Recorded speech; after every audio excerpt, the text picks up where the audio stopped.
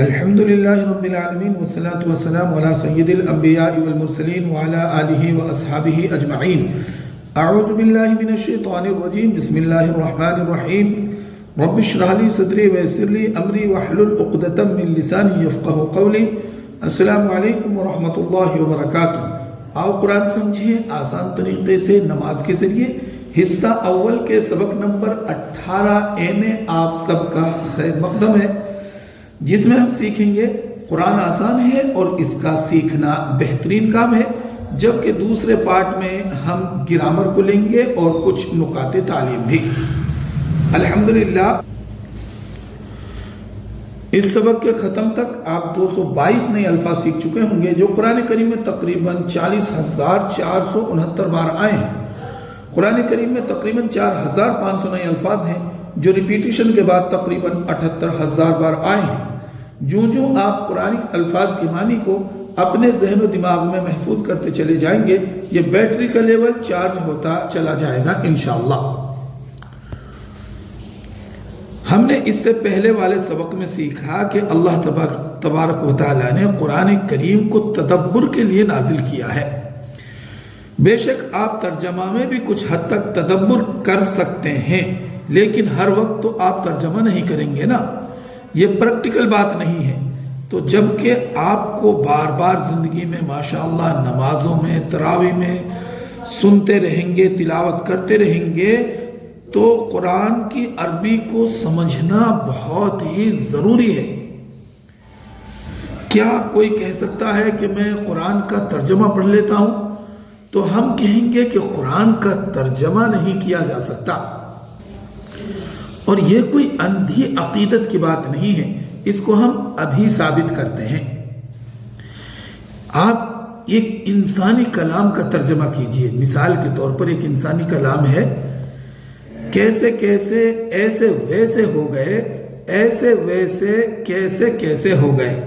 یعنی بڑے لوگ تھے جو وہ ایک دم نیچے ہو گئے، جو نیچے لوگ تھے چھوٹے لوگ تھے وہ اوپر ہو گئے.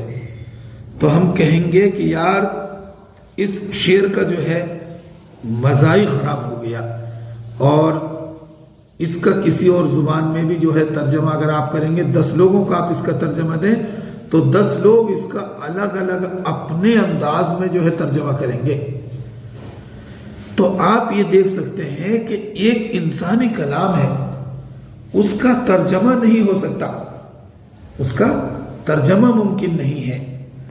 تو قرآن تو اللہ کا کلام ہے، اور آپ نے قرآن کے 100 ترجمے بھی پڑھ لیے ہو نا، تو آپ نے عام معنوں میں قرآن نہیں پڑھا. اور قرآن تو صرف عربی قرآن ہے، قرآن تو صرف عربی قرآن ہے. یاد رکھیے کہ قرآن کے الفاظ کے معنی میں جو گہرائی ہے، جو اتار و چڑھاؤ ہے، جو معنی اور مفہوم ہے، وہ ہمارے ذہن میں نہیں آ سکتا. آپ دیکھ سکتے ہیں کہ ہم کلام پاک کتنی بار پڑھتے ہیں، کتنی مرتبہ ترجمہ کرتے ہیں. کیا ہمارے اوپر بھی وہی کیفیت طاری ہوتی ہے؟ سیدنا فاروق اعظم رضی اللہ تعالی عنہ، جو جناب محمد رسول اللہ صلی اللہ علیہ وسلم کو نعوذ باللہ قتل کے ارادے سے چلا تھا، لیکن جب سورہ طٰہٰ کی ابتدائی آیات آپ کے کانوں میں پڑے اور پھر آپ نے اس کو پڑھا، تو آپ کے دل کے اندر ایک ایسی رقت طاری ہو گئی، اور ایک آپ کے دل کے اندر ایک ایسا اثر جو ہے اللہ تعالیٰ نے ان آیات کے ذریعے سے ڈالا کہ آپ کی آنکھوں سے آنسو جاری ہو گئے. اور جب تک محمد رسول اللہ صلی اللہ علیہ وسلم کی غلامی میں اپنے آپ کو نہ دے دیا، اس کلام کے آگے اپنے سر کو نہ جھکا دیا، اس وقت تک سیدنا فاروق اعظم کو چین نہیں آتا ہے. آج ہم بھی ترجمہ پڑھتے ہیں تو بس ہم ترجمہ پڑھ کے بس اتنی بات ہے، کیا کہتے ہیں، بس اتنی بات ہے.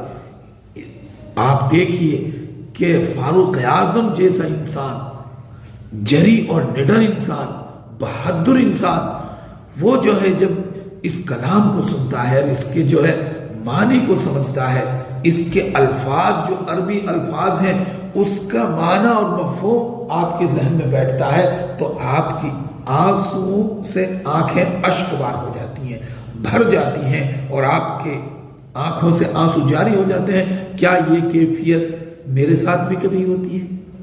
نہیں ہوتی، کیونکہ ہم جو پڑھ رہے ہیں وہ ترجمہ پڑھ رہے ہیں، ہم اس کو سمجھ نہیں پا رہے ہیں. اور یاد رکھیے کہ ہم اس طرح کی باتیں کر کے کوئی ثواب کی نفی نہیں کر رہے ہیں اور نہ ہی ترجمہ کی قدر کر رہے ہیں. ترجمہ بھی ہم کریں گے، پڑھیں گے، لیکن آپ یہ رکھیے کہ ترجمہ سیکھنا ہماری منزل نہیں ہے، ہمارا مقصد نہیں ہے. اور پھر قرآنی آیات جو ہیں، قرآنی اس کا تو ایک خاص اثر ہے، ہر حرف پر 10 نیکیاں، صورتوں اور آیتوں کی کئی خاص اثرات، نورانی وولٹیج جو دل کو چیر کر اتر جاتا ہے. تو اس طریقے سے جو ہے قرآن کا جو اصلی جو الفاظ ہیں نا، ان کا سمجھنا اور ان کے معنی جب ہمارے دل و دماغ میں اتریں گے نا، تو انشاءاللہ ہمارے اندر بھی وہی کیفیت جو ہے ہو سکتی ہے جو صحابہ کرام جب قرآن سنتے تھے وہ روتے تھے. صحابہ کرام تو آپ پر ایمان لیا ہے، لیکن جو بڑے بڑے کافر تھے نا، جو بڑے بڑے منکر تھے جناب محمد رسول اللہ کی، جن میں عتبہ ہے، شیبہ ہے، ولید ہے، ایسے بڑے بڑے جو ہے آپ کے دشمن جب قرآن سنتے تھے نا، تو ان کی آنکھوں سے بھی آنسو جاری ہو جاتے تھے اور وہ یہ سمجھتے تھے کہ خدا کی قسم یہ کوئی انسانی کلام نہیں ہو سکتا، یہ رب العالمین کا کلام ہے. ان کی زبان اس طرح کی بات ہے کہ ہم نے بڑے بڑے شعراء کو دیکھا ہے جو لوگ کہتے ہیں، لیکن گھبرائیے گا مت، قرآن میں اللہ رب العزت نے بار بار یہ بات دہرائی ہے کہ قرآن کا سیکھنا بہت آسان ہے، اس کا سمجھنا بہت آسان ہے. جیسا کہ اللہ نے سورۃ القمر کے اندر فرمایا، اعوذ باللہ من الشیطان الرجیم، وَلَقَدْ يَسَّرْنَا الْقُرْآنَ لِلذِّكْرِ، اور البتہ تحقیق ہم نے آسان کیا قرآن کو ذکر کے لیے. وَلَقَدْ، و یعنی اور، لا یعنی البتہ، قد یعنی تحقیق، وَلَقَدْ اور البتہ تحقیق، یسر نا ہم نے آسان کیا، یسرنا ہم نے آسان کیا. یسر کہتے ہیں آسانی کو اور عسر کہتے ہیں مشکل کو. آپ دیکھ سکتے ہیں کہ مشکل کہنا، عسر کہنا بھی تھوڑا مشکل ہے، تو یسر آسانی اور عسر جو ہے مشکل. یسر آسانی، یسرنا ہم نے آسان کیا، القرآن قرآن کو.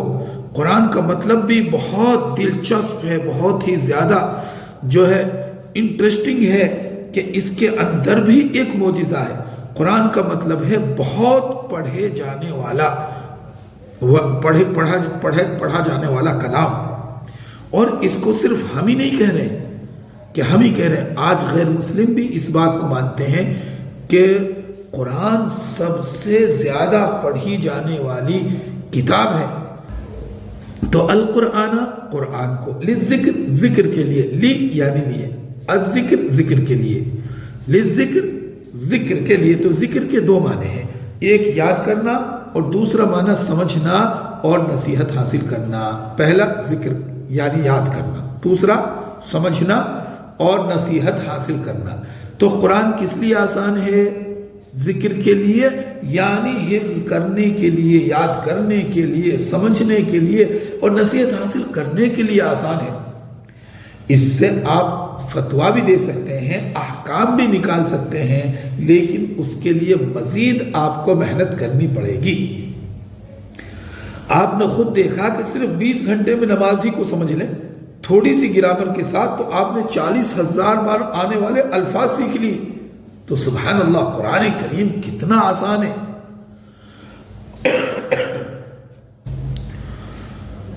تو اس کو ہم زندگی میں کیسے لائیں گے یہ دیکھتے ہیں. تو مطالعہ کے بعد دعا کریں گے اللہ سے، احتساب ہوگا، پلان ہوگا، تبلیغ کریں گے، لیکن عمل سے شکر ادا کیجیے. اس لیے کہ اللہ تعالیٰ نے قرآن کو آسان کیا ہے، اس نیت اور پلان کے ساتھ کہ ہم جلد سے جلد پورا قرآن سیکھ لیں۔ کوئی یہ کہے کہ قرآن مشکل ہے تو کہیے کہ یہ اللہ کے اعلان کے خلاف بات ہے، آسان ہے، خود بخود نہیں آئے گا، یہ ہم بھی مانتے ہیں، کچھ وقت اور محنت لگانی پڑے گی، کیونکہ حدیث قدسی میں اللہ تعالیٰ نے فرمایا جو چل کر آتا ہے اللہ اس کی طرف دوڑ کر آتا ہے، تو چلنا تو شروع کیجئے، سیکھنا تو شروع کیجئے، انشاءاللہ راہیں کھلتی چلی جائیں گی، اور خود کے لیے آسان ہے اور دوسروں کو نصیحت کرنے کے لیے بھی آسان ہے۔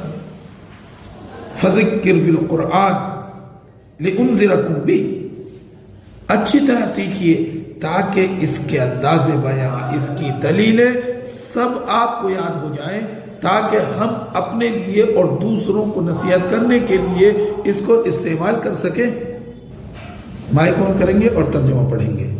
وَلَقَدْ، اور البتہ تحقیق، وَلَقَدْ، اور البتہ تحقیق، یسرنا، ہم نے آسان کیا، یسرنا، ہم نے آسان کیا، القرآن، قرآن کو، القرآن، قرآن کو، للذکر، ذکر کے لیے، للذکر، ذکر کے لیے، وَلَقَدْ يَسَّرْنَا الْقُرْآنَ لِلذِّكْرِ، اور البتہ تحقیق ہم نے آسان کیا قرآن کو ذکر کے لیے۔ اب ہم آگے بڑھتے ہیں، اور قرآن نہ صرف آسان ہے بلکہ بہترین کام ہے۔ اللہ کے رسول صلی اللہ علیہ وسلم نے فرمایا خیرکم من تعلم القرآن وعلمہ، تم میں سے بہترین وہ ہے جو قرآن سیکھے اور سکھائے اس کو۔ خیرکم، تم میں سے، خیر یعنی اچھا، بہتر، کم تم میں سے، خیرکم تم میں سے بہترین، خیر یعنی اچھا، بہترین، خیرکم تم میں سے بہترین، من تعلم القرآن، من یعنی وہ ہے جو، ہم نے سیکھا کہ قبر کا پہلا سوال کیا ہے؟ من ربک، کون ہے تیرا رب؟ من اگر شروع میں آئے تو کون، اور بیچ میں آئے تو جو یا جس، تو یہ بیچ میں ہے تو یہاں مطلب ہوگا جو، من وہ ہے جو، آپ دیکھ سکتے ہیں من شروع میں آئے تو کون، بیچ میں آئے تو جو، تو آپ کو جو ہے من کے دو معنی معلوم ہو گئے، کون اور جو۔ اور ہو آر یو جو ہے نا، اس من کا بہترین اگزامپل ہے۔ اگر ہو شروع میں آئے تو کون، اور بیچ میں آئے تو جو۔ اسی طرح عربی کا بھی قاعدہ ہے، من اگر شروع میں آئے گا تو کون، بیچ میں آئے گا تو جو، جیسا آپ نے پہلے سیکھا من یعنی کون، من ربو کا شروع میں آیا، ہو آر یو، تو من یعنی شروع میں آئے تو کون، بیچ میں آئے تو جو، جیسے خیرکم من تعلم القرآن وعلمہ، تعلم القرآن، قرآن سیکھے، اور تعلمہ سیکھا اور علمہ سکھایا، یہ تو آپ نے پہلے بھی سیکھ لیا۔ وعلمہ، اور سکھائے اس کو، علمہ یعنی سکھایا، ہو اس کو، وعلمہ اور سکھائے اس کو۔ خیرکم من تعلم القرآن وعلمہ، تعلمہ یعنی سیکھے اور علمہ سکھائے۔ خیرکم من تعلم القرآن وعلمہ، تم میں سے بہترین وہ ہے جو قرآن سیکھے اور سکھائے اس کو۔ اب تک آپ نے سینکڑوں کلاسز میں حاضری دی ہوگی، مگر اس وقت سطح زمین پر مختلف مضامین کی لاکھوں کلاسز چل رہی ہوں گی، لیکن اللہ کی نظر میں ان ساری کلاسوں میں بہترین کلاس جو ہے وہ قرآن کریم کی کلاس ہے، اور سب سے انتہائی قابل مبارکباد بات اس میں یہ بھی ہے کہ اس میں پہلے طالب علم کا ذکر ہے، اسٹوڈنٹ کا ذکر ہے، اور یہ اکرام ہے قرآن کے سیکھنے والوں کا۔ اللہ کی کتاب کا علم ختم نہیں ہو سکتا، اس لیے ہر شخص کو سیکھتے رہنا چاہیے۔ بہترین شخص وہ ہے جو یہ دونوں کام کرے، یعنی سیکھے بھی اور سکھائے بھی، سیکھنے تک محدود نہیں رہے۔ تو آپ اسی وقت نیت کریں گے کہ ہم انشاءاللہ قرآن کو سیکھنے کے بعد، سمجھنے کے بعد ہم اس کو دوسروں تک پہنچائیں گے، اس کا ارادہ کیجئے۔ اور صرف ناظرہ قرآن ہی نہیں بلکہ فہم قرآن سیکھیں اور قرآن میں غور کرنا سیکھیں۔ نیت اور پوری کوشش کیجئے، اس سلسلہ کو چھوڑیں گے نہیں، کیونکہ شیطان نہیں چاہتا کہ آپ اس طرح کے عظیم کام کو جو ہے سیکھیں اور اس عظیم محنت سے آپ جڑ جائیں۔ شیطان کبھی نہیں چاہے گا۔ جی مائک آن کریں گے اور ترجمہ پڑھیں گے۔ خیرکم، تم میں سے بہترین، خیرکم، تم میں سے بہترین، من وہ ہے جو تعلم القرآن، قرآن سیکھے، وعلمہ اور سکھائے اس کو۔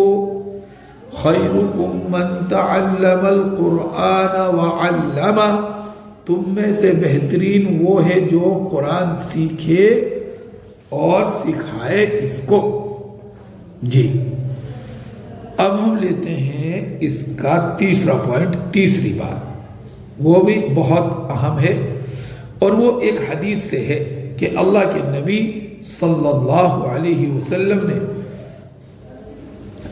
فرمایا انما الاعمال بالنیات، اعمال تو بس نیتوں پر ہیں، اعمال تو بس نیتوں پر ہیں۔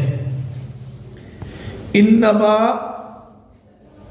یعنی بس، صرف بھی آتا ہے اس کا مطلب، انما بس، انما الاعمال، اعمال تو بس۔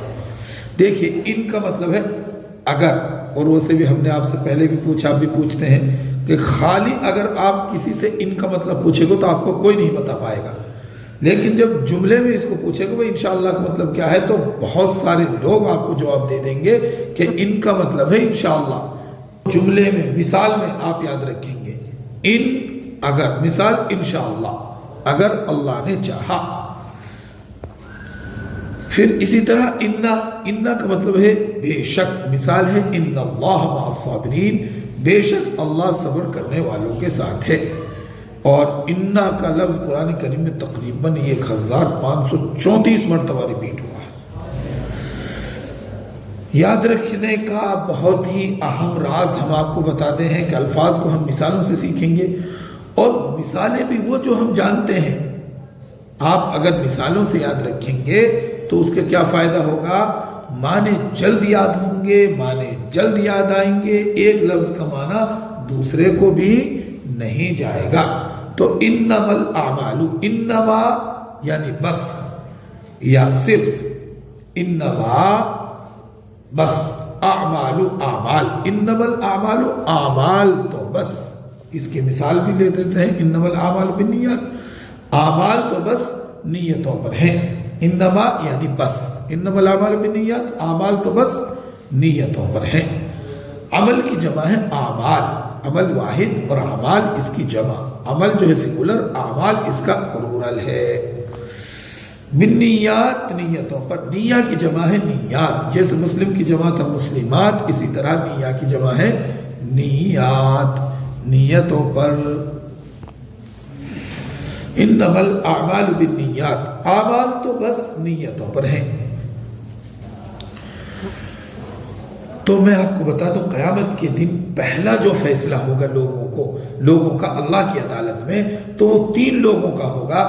ان میں سے ایک قرآن کا قاری بھی ہوگا اور ٹیچر بھی ہوگا جو دکھلاوے کے لیے پڑھاتا تھا، انہیں جہنم میں ڈال دیا جائے گا۔ تو کیا ہوگا؟ عبادت بھی برباد ہو گئی۔ ایسے عمل کو اللہ قبول نہیں کرتا جس میں اس کے ساتھ کسی اور کو بھی دکھانے کے لیے کسی کو شریک کیا ہو۔ ہم آپ کو ایک چھوٹی مثال دیتے ہیں، جیسے دودھ کا گلاس آپ کو پیش کیا جائے اور آپ سے کہا جائے کہ اس میں ایک قطرہ جو ہے پیشاب کا گر گیا، تو گھن کے مارے آپ اس گلاس کو ہاتھ نہیں لگائیں گے، پینا تو دور کی بات ہے۔ یہ ایک گھٹیا مثال ہے، یہ ایک گھٹیا مثال ہے، قرآن کے لیے تو اچھی مثال ہونی چاہیے۔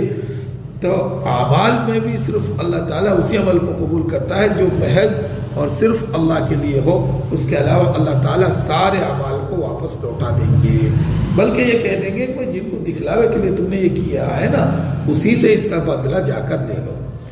تو انشاءاللہ ہم صرف اور صرف اللہ کو خوش کرنے کے لیے قرآن سیکھیں گے، تاکہ سیکھ کر ہم دوسروں کو سکھائیں۔